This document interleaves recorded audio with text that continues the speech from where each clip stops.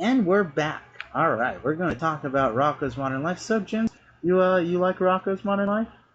I do like Rocko's Modern Life, and it's really weird to be discussing this right now since it's 2013 and Rocko hasn't been on for 20 years. But it's still Man, 20 years, that's kind of depressing to think now. Yeah, but it's still relevant because it just came out with the complete series box set earlier this year. Yeah, I'm holding it in my hand right now. For everybody who's watching the camera right now, which is exactly zero people, um, everybody here should buy this lovely box set right here. It's eight discs, all 4 seasons, I think. It has special editions, and it's only like $20 at Walmart. Oh my god, I want it. You cannot beat Rocko's Modern Life for $20. Yeah, I saw You it. just can't. Yeah, I saw it at Fry's. It looks so good. Even somebody as poor as Ryan can afford this box set. Well, yeah, maybe when I move back, but we'll see about that. Because I really, really want this should be everyone's Christmas buy because it's such a great series. What special features do they have on it? Oh, I don't know. I think they have like well, let me look at the back of this thing, but I think they have like a recording of, yeah, they have Wacky Deli Live 2012 with the cast. There's some behind the scenes shorts, behind the character shorts.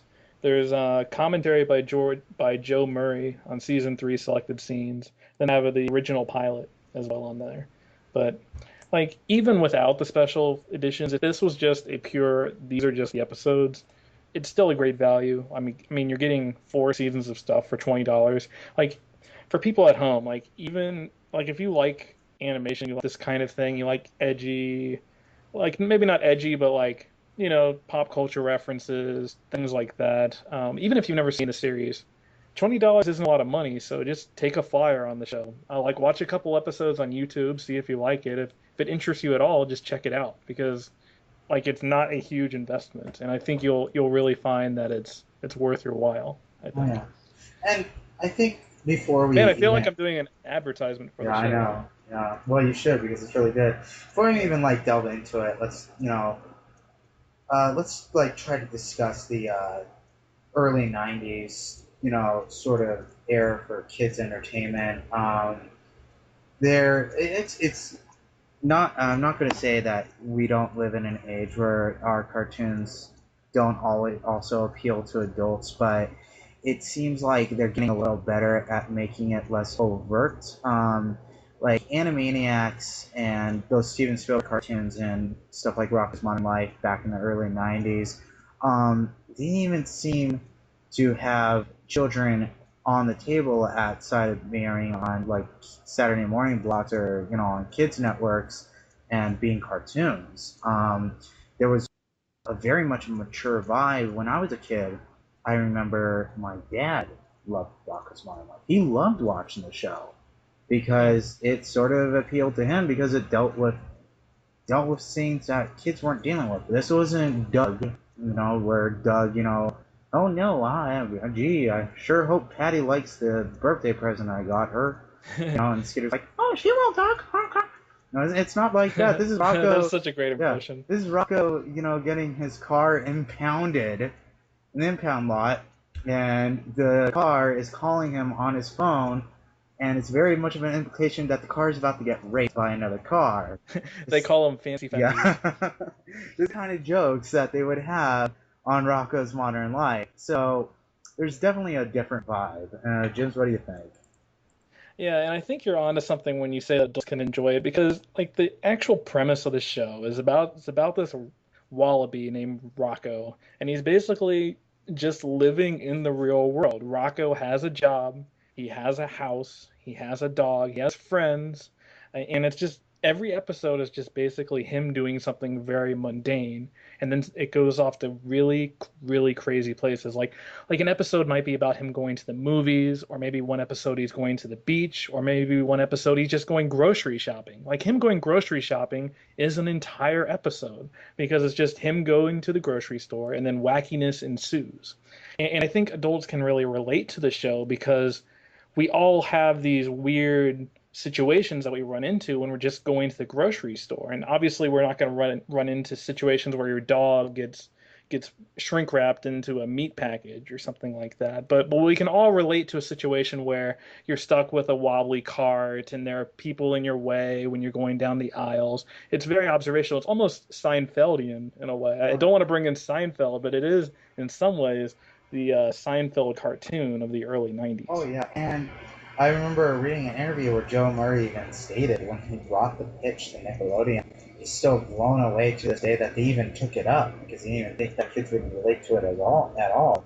And he's Yeah. pretty thankful that it's on the air. I mean, even when you see Seinfeldian, I mean, even they would have episodes where, like, even okay, so in most kids' cartoons, they would approach, romantic plots or something like that as like, a little kid has an infatuation or crush, because that's the way kids will relate to it. And Rocko is kind of very, very maturely, like I very much recall there's an episode where Rocko has a flirtation with the mail woman who keeps sealing his letters with kiss or something like that, and they had it like it was very, very like the sort of romantic ideals that they were dealing with, but the story was very, very mature, and you would just never see that on a kid show. I do kind of want to reel us back a little bit because we're kind of making it sound like that the show is Seinfeld and that's Yeah. where that is like an adult show that It kids is pretty watch wacky because though. like it's really wacky. There, like this is, I would say in a lot of ways, or at least animation style, it is even more wacky than something like a regular show in that, like it's written almost like a Looney Tunes cartoon in terms of how the animation is. Like characters' eyeballs will fly out of their eye Oh yeah. sockets, and they'll do really like characters will go flying across the wall and splat against the wall and things like that. So while the plot is very like relatable, it's something that you can get into. The actual window dressing about it is very kid friendly. So Well, there is a strange disconnect between the it's two. very surreal. I think it's like even more surreal than the Steven Spielberg episodes, like the Steven Spielberg shows like Animaniacs and that kind of stuff. Who were very, Oh very yeah. they were there were some of very a lot of adult based jokes and a lot of adult based pop culture, but they didn't do the absolutely strange things that Rocco did. Like they had a couple episodes that were focused on the two parasites living inside Spunky and like Yeah. using Spunky's internal organs as a setting. Like this kind of the weird shit that would occur on the show. Um, Yeah, and they're like, let's do a 1950s sitcom. Like, who does that? What kids show does that?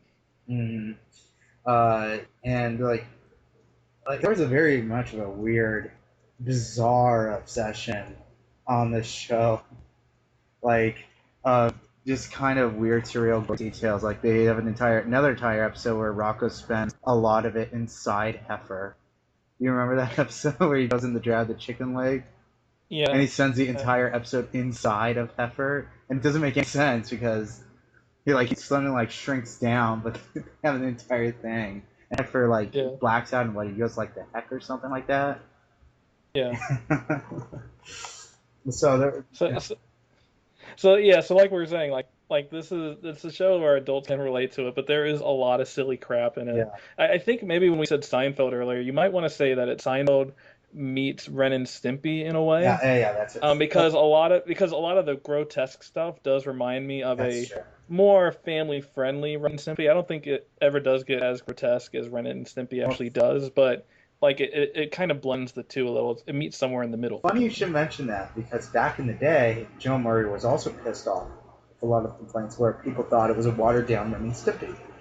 In fact, if you want to go back to a controversial topic, the nostalgia critic in the film Nicktoons episode even called it a watered down Ren and Stimpy. But then, Ooh, in a recent video he did, he was listing all like the top 11 naughtiest jokes, and at the very end, it's like most of Rocko's Modern Life, and I think that was a subtle apology to that. I think calling it a watered down Ren and Stimpy is like, if that's how you're just going to describe it, like, and that's all there is to it, then that's completely unfair. I think Yeah, when you're looking at the actual spectrum of like, okay, on the far left there might be a show like Doug, which is clearly set in the real world. There's nothing fantastical about except it. all the Whereas, different colored characters. yeah, but whatever. That's racism for you. Uh, But then on the far right, you have something like Ren and Stimpy. So I think when people say watered down Ren and Stimpy, what they really mean is in terms of the actual cartooniness style. It's a little to the left of where Ren and Stimpy is, but the two shows don't really bear much in common at all in terms of its actual plots, Yeah, so to speak, or its story ideas, or its characters, really. that's true. Oh, I didn't Um, know that. I think though I've been watching the episodes one by one during lunch breaks and stuff, and I'm through the second season now, and I think what I really realized watching this was and this is gonna sound kind of personal in a way, but I realized that Rocko's Modern Life, in a way, might be one of the more influential series on me in terms of how it shaped my tastes and things. Yeah. Because I didn't watch the series like I watched the series when I was like 7 or 8, and when you're that young, you kind of get attracted to different kind of shows, and you're kind of figuring out what your actual tastes are. And I remember Rocko's Modern Life was the first series that I really liked, that I would call my favorite series on TV. And I think just watching that over the years in my young impressionable mind really influenced like what I think a TV show should be.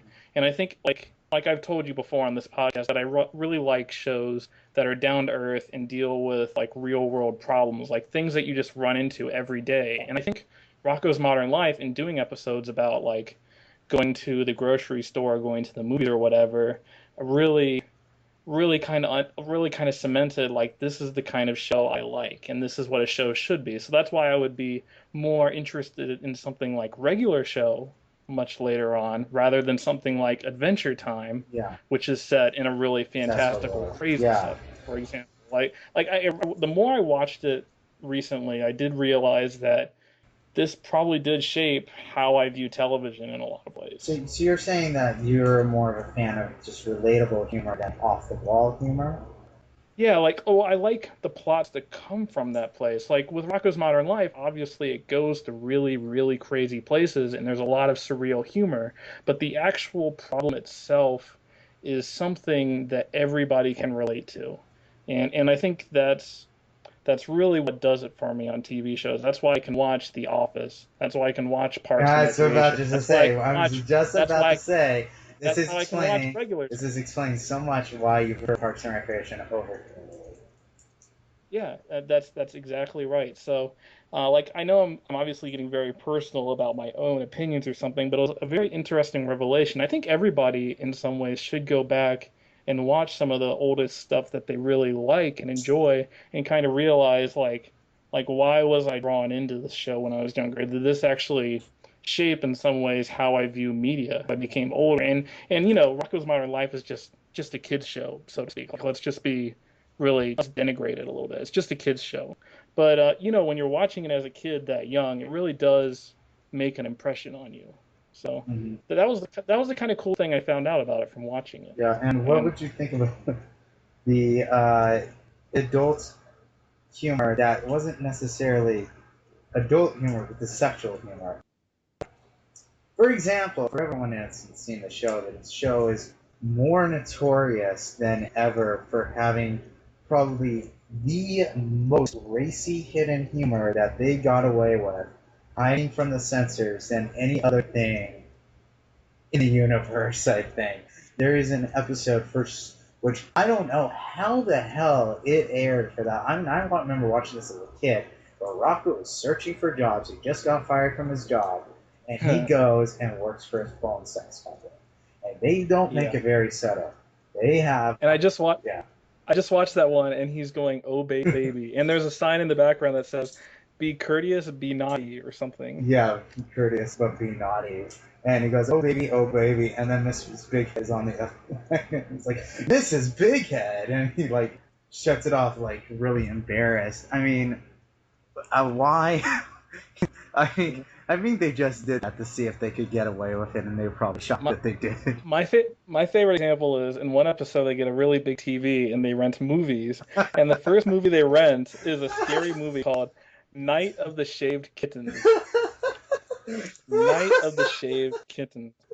I just can't believe it. And the restaurant is named Choky Chicken, and Yeah. finally, that was for a full 2 seasons, and the censors finally got like wise to it in the last season. They said, "Okay, you gotta call it Chewy Chicken now." Yeah, and there was another one where they were gonna go bowling, and then when Mrs. Bighead invites them, Mr. Bighead invites them, they're all sitting around playing a board game called Spank the Monkey. They're all holding little paddles, and there's a monkey on the board game that they're just smacking around, I guess. And then there's another famous one where Ed, I think he's trying to hide it. I'm not sure if it's his fear of clowns or his love of Oh, clowns. we have to talk about this episode. I was And, gonna bring this one up.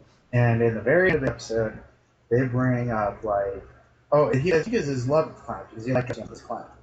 Okay, yeah. Let's just set this up because this is one of my favorite episodes actually, just because of how crazy messed up this is. The whole episode revolves around Ed Bighead, who's this big corporate stiff, who's like the crankiest character on the show. Like he gets a little red rubber ball from a clown nose, and he puts it on his nose and realizes that he likes it. Yeah. And so he's basically in the closet as a clown. Like he's going around sneaking around places, like sneaking into the bathroom and putting this nose on his face because he likes it, and he can't explain why. It's basically like and the he kid actually version of cross outwardly he hates clowns. He says he hates them, but secretly he loves dressing up as one. And one of my favorite scenes in the episode is like his boss catches him, and he says, "Oh, you come up to my room, up to my office," and he goes up there. And it turns out his boss is a closet clown too. And I remember he leans over the desk and he asks Ed, "So Ed, what are you into? Kids parties?" and just like the way he like leans over his desk, it's like it's gonna be one of these shows, huh? So there are a lot of there was a lot of things that you would think, what does clowns symbolize here? Like there are actually a lot of different interpretations you can take it. Really, it's about anybody who's in the closet about something like that.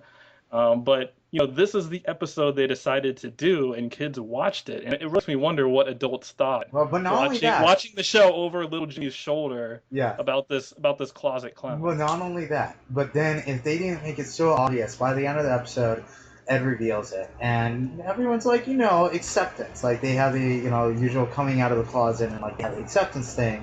And like everyone admits, the secret things that they love. And at the very end, Rocko says, "I secretly love rainbows," and everyone starts to like turn on him. It's like, "Oh, how disgusting! You're such a freak, Rocko." And like right then and there, like if you didn't think it was an allusion to homosexuality, like right there, they kind of just like skewer it right on the spot, and it's pretty brilliant. But like as a kid, you never forget that. It's pretty crazy. Yeah, so this is the kind of show that they do. That's probably one of the more extreme examples of them going really high concept with the idea and kind of dangling something in the background. Also, the episode where Beth Bighead tried to have an affair with Rocko, which they banned. Yeah, that's also, man. They all seem to involve the big heads usually. Yeah. Well, and like there's that, and then there was a scene that they deleted on the road trip episode where Heifer and Rocko, they visit the No-Tell Motel. Oh no, that's still in the DVD release. But they kept the DVD. Okay, because they just go there and then they leave. Okay, they cut that out on the where they don't have the scene in the hotel club, do they? There's a couple different episodes. You're thinking the road trip one, they just show them staying there because at first they go to the Bates Motel and they leave because the guy's being creepy, and then they go to the No-Tell Motel and then that's just where they stay. Whereas there was an earlier episode where they were staying somewhere overnight, and basically the guy made the joke. He's like, "How many hours do you want to stay?" And they're like, "All night," and he was impressed or whatever. Yeah, they were like, "Well, we don't have any vacancies right now," and like you can hear a buzz going up. "Well, one just opened up. How many hours are you gonna stay?" All night. All right. Yeah. He's like, "Wow, you guys are really on for it." So there's a lot of promiscuous humor. But not only that, they also had a lot of studio insider ones like the Wacky Deli episode and that kind of stuff. You want to talk about Wacky Deli for a second? Okay, here's a controversial opinion, but I think Wacky Deli might be better than every Simpsons episode about the cartoon industry. I think it might be better than the Itchy and Scratchy and Poochie show. I really do. It is that good. Yeah, it's pretty good. I don't know about. I think it's on level. Not pretty good. It's amazing. On level with Poochie. Sorry, on level. Okay, well, that's still an amazing compliment because the Poochie episode is a classic. Yeah. Like the Wacky Deli, like maybe I don't want to oversell it here because whenever you oversell something and then people watch it, they're gonna be like, really, that's it? But it's a really amazing example of what goes on in the cartoon industry, particularly probably at Nickelodeon. Mhm. Well, not only that, but like it's. I think what's shocking about it is just how still relevant it is. And you were talking. I remember we had our. I'm not sure if it was on our Simpsons podcast or whenever, but we debated about Itchy and Scratchy Poochie and how you just did not like the comic book guy insults about it and the way they targeted towards that. But the way that Wacky Deli kind of approaches it, and they don't even talk about it. And the Poochie one, but talks about the internet. That's a very very about it. But the way that Wacky Deli does it, they do it through like newspaper press. But the way it's handled, it would very much be relevant in our AV Club focused world today, and Twitter and everything like that. Would you agree? Yeah, I guess. I'm trying to think of the specific example, like because this is an episode about Rocko and the characters making up a horrible cartoon, so another character can get out of his contract. Well, there's and it turns out to be a hit. Yeah, there's a montage where, not a montage, but a series of scenes where Ed Bighead, or no, that's his name, Ed Bighead's son, Ralph, Yeah. he tries to screw up the cartoon. And every time he tries to screw up the cartoon, the immediate response is joyous. And, that's the thing that always gets me is that immediate response. And that's like on point with what happens today. Oh, okay. I got what you mean then. Yeah, it is very instantaneous. Like there's this general outpouring that everybody likes immediately. Exactly. It was a slow news day, basically. Exactly. Um, it's hard to really say anything else about the episode without spoiling it. I'll just say it. I think it's my favorite Rocko episode to be sure, but it's just a really good television episode of anything. I think from kids show or not, basically. Okay.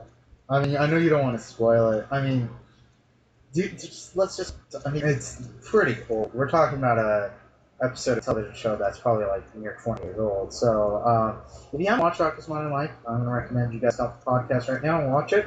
You can watch Wacky Deli online. It's so freaking easy to find. It's the most popular episode of Rocko. It's someone that people ever know, so you can find it really easily. And let's talk about spoilers about it. So go on, Vince. Actually, to be honest, I'm kind of burning out on the topic now. Well, because once you go to Wacky Deli, where else is there really to go? Well, I mean, just spoilery thoughts on Wacky Deli. I don't know. I think there isn't really much else for me to say aside from it being one of the best. Like, in very general terms, it says a lot about the movie industry, not movie, TV industry. And, well, not only that, but it also says so much about the creative spirit. Like, anything you attach your name onto that's really, really popular, no matter even what your creative vision is and what you truly aspire to, there's a great scene there. And it just speaks so much. The final scene at the very end of the episode has imprinted upon me my entire life. And throughout the entire episode, Ralph wants to get away from making the fat heads and go away from the cartoon industry and possible because he wants to make the world's largest still life. And this is all he wants to do. His entire life, he wants to make the world's largest still life. And he has a contract that makes him go to Wacky Deli, and he wants to get out of it so bad. So he hires Rocko, and first... I'm giving, the whole plot away. Yeah, I know, but, I'm getting to it. Let's just say at the end of the episode. No, I'm saying... Okay, so they make it a success, and he chooses to try to screw it up. When he actually tries to make it a success, it fails. So finally, he's out of his contract. We go peer into the future, and he's finally done it. He's finally made the world's largest still life. And he's like, it's done. It's completed. And nobody's around to see it, but he's like, oh my god, it's completed. And some random guy goes up, and he's like, well, that's really good. Yeah. But did you ever see Wacky Deli back in the day? Now, there was an amazing masterpiece. So, and I love what it said just about, the creative spirit is, how much, no matter how much passion you put into anything, the things that you will be remembered for aren't necessarily the things that you want to be remembered for. Yeah, it's this poor man who all he wants to do is art, Yeah, and he's just stuck in commercialism. exactly. And like if he had a Wikipedia article, that would be everything Yeah, about him. It would be he's like, best known. oh by the way, in the private life, he likes still lifes or Yeah, something. It'll be exactly. like one line in his Wikipedia So article. that's when it like he wouldn't be. He's not being known for what exactly he wants to know for. He's just known for his sellout attitude, and it's just kind of one of the great tragedies of life, and that they're putting this into a kids show. 7-year-olds are being taught this, and Yeah. it's really cynical. Really. And what's funny about the episode too is that Ralph Bighead is voiced by Joe Murray, who created Rocko's Modern Life, and actually his first episode that he was in, where I Have No Son, supposedly deals with some of Murray's issues or real life autographical whatever. He said in interviews basically that that's a favorite episode because it deals with some themes that he's had in his life or whatever. So it really makes you wonder watching Wacky Deli how Joe Murray feels about the episode in that like is he this tortured artist who wants to get out of cartooning Well, that would be or absolutely what's cool. going on behind the scenes. I think maybe that's an oversimplification, but I because think he for immediately anybody followed with a creative spirit probably feels that way to some degree. Because exactly what he did. I believe he went into comic books and then he went right back into making cartoons again. He made Laszlo, so I don't think he's a tortured soul. He was just expressing some opinions about like the creative spirit. Yeah. It's funny to think about the background though when you watch that episode. Oh, it was not like the other Nicktoons. I think that's the best way to put it. Yeah, I would totally agree with that. So yeah, overall I think it's an excellent series. It's kind of weird to think that it is 20 years old by now because there have been a lot of animated shows in the past 20 years that have come and gone. So it's hard to really say that one particular show is the shining gem that should stand out among all the other ones. But it's actually making me kind of sad to think about how many shows, like the sea of animation that it's in. But it really is, I think, a standout show that I think people should check out.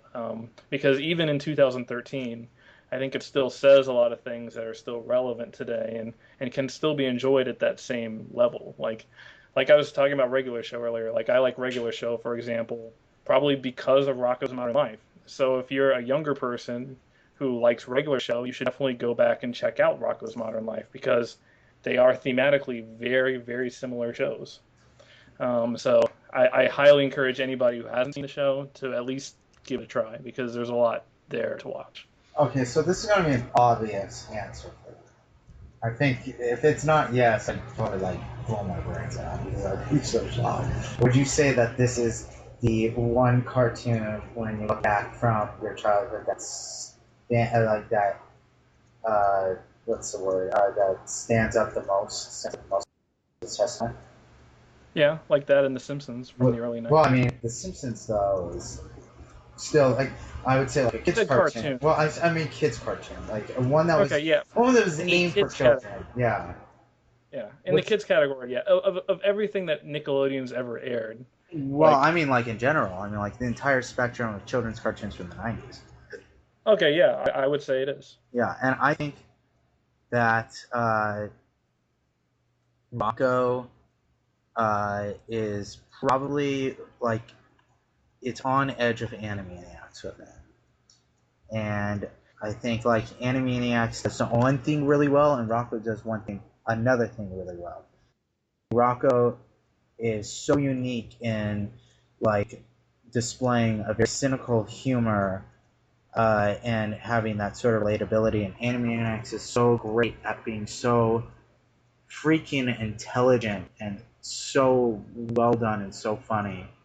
And this is where I wonder about the whole influence thing because I don't know if it's like the tail wagging the dog at this point because I don't really like Animaniacs as much. Like I like the show, but I always found it a little too vaudevillian and too reference based. Well, it's also and I always wonder where's the story? Why should I care or anything? And I wonder is that just because of how I am, or is it because I watched Rocko first and used that as my frame of reference? Maybe, but the thing, like you were just saying, it's very vaudevillian. Not only that, but it's a variety show.